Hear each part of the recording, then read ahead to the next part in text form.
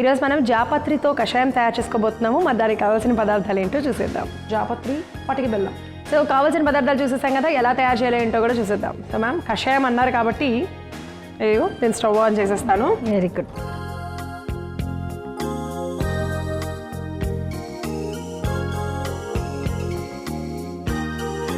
Okay, నీళ్ళు పోసేసుకుందాం.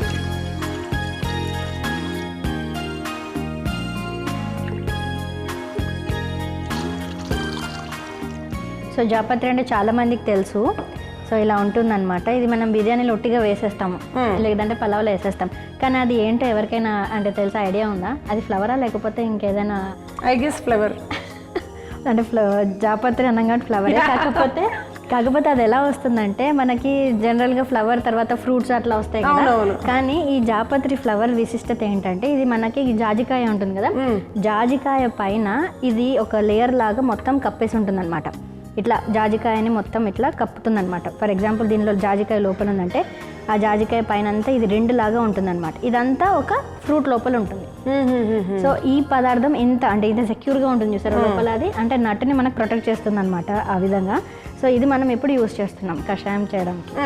Okay, so అంటే అది ఏ విధంగా ఉపయోగపడుతుంది? మొత్తం వేసేనా? వేసే. ఇక్కడ మనకి నీళ్లు మరుగుతున్నాయి కాబట్టి మనకి ఒక జాపత్రి రెండు మూడు ఉంటాయి. ఒకటే పెద్ద అంటే పెద్ద నట్ సైజుని బట్టి మనకి చిన్నవి పెద్దవి ఫ్లవర్స్ దొరుకుతాయి. సో ఇప్పుడు మనం చిన్నవి ఒక 2-3 తీసేసుకున్నాం, అవన్నీ కూడా వేసేద్దాం. ఓకే ఓకే, వేసేసుకున్నాము. ఇప్పుడు అసలు ఇది ఏ విధంగా ఉపయోగపడుతుంది, ఎవరెవరికి ఉపయోగపడుతుంది? ఇది మనకి ముఖ్యంగా స్టమక్లో వచ్చేటువంటి ఇన్ఫెక్షన్స్, అంటే ముఖ్యంగా కడుపులో వామ్స్ రావడం వల్ల ఏవైతే స్టమక్ ఇన్ఫెక్షన్స్ అంటారో వాటిని తగ్గించడానికి జాపత్రి అనేది ముఖ్యంగా ఉపయోగపడుతుంది. సో అంటే కడుపులో నొప్పి చాలా విధాలుగా వస్తుందన్నమాట. చాలామంది ఫుడ్ పాయిజనింగ్ అంటారు చూసారా, అంటే కడుపులో మనకి తిన్నది పడలేదు, లేకపోతే వామ్స్ రావడం వల్ల తిన్నది ఊరికైనా అజీర్తి అవుతున్నది, తినడానికి ఆకలి అవ్వట్లేదు, ఏది తిన్నదో సరిగ్గా డైజెషన్ అవ్వట్లేదు, మోషన్ రావట్లేదు, ఇలాంటి కండిషన్స్ అన్నీ వస్తాయి ఎప్పుడు కడుపులో వామ్స్ ఉండడం వల్ల. సో వీటన్నింటినీ రాకుండా ఉండాలి అంటే వామ్స్ వెళ్ళిపోవాలి ఫస్ట్. సో మనకి ఈ లక్షణాలు ఉండడం వల్ల వామ్స్ ఉన్నాయని తెలుస్తాయి. సో అప్పుడు మనం దానికి తగ్గట్టుగా ఔషధంగా తీసుకోవాలి. బాగా ముదిరితే తప్పితే మనకి వామ్స్ బయటకు మోషన్ దారి నుంచి బయటకు రావడం అట్లా కనిపిస్తుంది. చిన్నపిల్లలు అయితే మనం బాగా చూస్తాం, పెద్దవాళ్ళలో కూడా ఇది ఉంటుందన్నమాట. సో అందుకనే మనకి కొన్ని ప్రోగ్రామ్స్ ఉన్నాయన్నమాట, నేషనల్ ప్రోగ్రామ్స్ మన ఆరోగ్యాన్ని కాపాడడం కోసం. సో డీవార్మింగ్ డే అని ఒకటి ఉంటుంది. సో వామ్స్ అన్ని తొలగించడానికి ఒక టాబ్లెట్ అలా ఫామ్లో ఇస్తాం. సో రోజువారీగా మనం ఆ వామ్స్ అన్నింటిని బయటకు పంపించాలంటే ఇలాంటి ఒక కషాయం మనం అందరం కూడా తప్పకుండా తీసుకోవాలి. కనీసం వారానికి ఒకసారైనా తప్పకుండా తీసుకోవాలి. ఓకే, చిన్నపిల్లలు అయితే ఎంత మోతాదులో తీసుకోవచ్చు? సో 10 to 20 ml వరకు ఇవ్వచ్చు మనం చిన్నపిల్లలకి. ఏజ్ అంటే ఒక 5-6 years నుంచి మనం ఇవ్వచ్చు.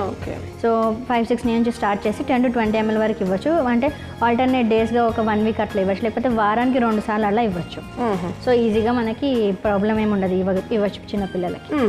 సో ఇప్పుడు ఈ జాపత్రిని కూడా డైరెక్ట్గా నవిలేసేయచ్చా, లేకపోతే మనం ఓన్లీ ఆ నీళ్ళే తాగాలంటారా? నవిలేయచ్చు, ఏం పర్వాలేదు. అంటే చూడండి, దీనికి ఒక చిన్న ఎగ్జాంపుల్ ఉందన్నమాట. మనం జాజికాయ ఉంటుంది చూసారా, దాని మోతాదు కూడా చాలా తక్కువగా తీసుకుంటాం. యూజువల్గా నట్స్ అంటే మనం ఎక్కువ క్వాంటిటీలో తీసుకుంటాం కదా, కానీ జాజికాయ అనేది చాలా fine powder, only 1 to 2 pinches అట్లా తీసుకుంటాం. సో ఇది కూడా మనం లిమిటెడ్ క్వాంటిటీలో తీసుకుంటే అది చాలా హెల్ప్ఫుల్గా ఉంటుంది. ఎక్కువగా తీసుకుంటే ఏమవుతుందంటే మళ్ళీ స్టమక్ ఇరిటేట్ అయిపోతుంది.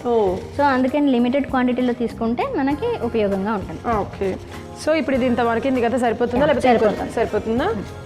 సో స్టవ్ ఆఫ్ చేసేస్తున్నాను.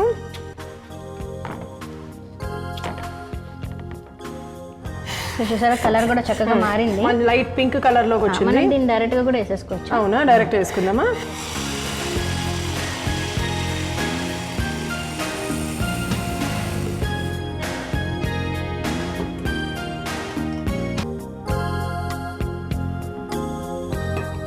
సో ఇప్పుడు మనం దీనిలో ఏం చేద్దామంటే ఒక టీ స్పూన్ మనం పటిక బెల్లం పౌడర్ పెట్టుకున్నాం కదా, సో దాన్ని కలుపుకొని తీసుకుందాం. ఓకే, ఇంత క్వాంటిటీ పటిక బెల్లం పౌడర్ మనం దీనిలో కలిపేద్దాం. సో దీనివల్ల ఏమవుతుందంటే శరీరంలో ఉన్నటువంటి ఎక్సెస్ హీట్, వేడి ఏదైతే ఉంటుందో సో అది కూడా మనకు చక్కగా తగ్గిపోతుంది అండ్ చల్లగా ఉంటుంది అనమాట కడుపు కూడా. చాలామంది అంటారు కదా కడుపులో ఏదో వేడిగా ఉంది, బాగా హెవీగా ఉంది, అన్ఎక్స్ప్లెయిన్డ్ ప్రాబ్లమ్స్ అన్నట్టు అంటుంటారు. సో అవన్నీ కూడా మనకి తగ్గిపోతాయి. సో ఇన్ని ఉపయోగాలు ఉన్నటువంటి జాపత్రి కషాయం రెడీగా ఉంది. ఓకే, సో జాపత్రి కషాయం తయారు చేసుకోవడం చాలా సులువు. మరి ఇది ఎవరు తీసుకోవాలి, ఎంత మోతాదులో తీసుకోవాలి, ఎప్పుడు తీసుకోవాలి, ఇవన్నీ మీరు జాగ్రత్తగా విన్నారు కదా. తప్పకుండా ఫాలో అయిపోండి. అవసరమైన వాళ్ళు ఆరోగ్యంగా ఉండండి. మరి దీనికి కావాల్సిన పదార్థాలు, తయారు చేసే విధానం మరొకసారి మీకోసం. జాపత్రి కషాయం తయారు చేసుకోవడానికి కావాల్సిన పదార్థాలు: జాపత్రి, పటికి బెల్లం. జాపత్రి కషాయం తయారు చేసుకునే విధానం: ముందుగా స్టవ్ వెలిగించి గిన్నె పెట్టుకొని 2 గ్లాసుల నీళ్లు పోసి వేడి చేసుకోవాలి.